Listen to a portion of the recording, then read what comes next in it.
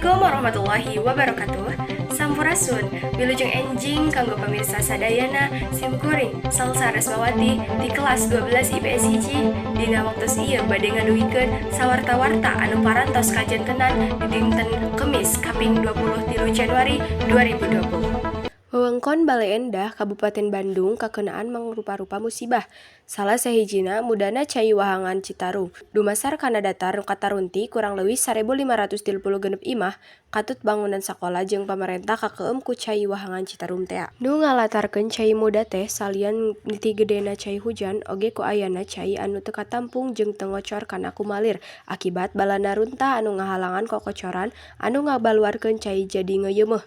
Gubernur sa-Jawa Barat ku treng-trengan setekah pola ngayakeun tarekah sangkan eta musibah teh teu katalumpik bae ku jalan nyieun tanggul sacara babarengan di sisi Wahangan Citarum. Tapi teu saeutik masyarakat bunderan Kota Bandung ngarasa prihatin ku ayana musibah kieu teh.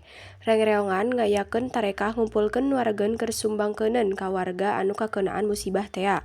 Utamana nyumbangkeun obat-obatan sabab geus mimiti katarajang ku mangrupa-rupa panyakit nyaeta ararateul jeung mararencret akibat tina cai anu kacampur jeung kokotoran tina runtah anu geus buruk. Ku ayana hal eta, pamarintah pusat atawa daerah teu bosen-bosen miharep ka wargana sangkan bisa ngariksa jeung ngajaga lingkungan. Dupina, sakitu warta anu parantos dilugikeun ku simkuring. Wassalamualaikum warahmatullahi wabarakatuh.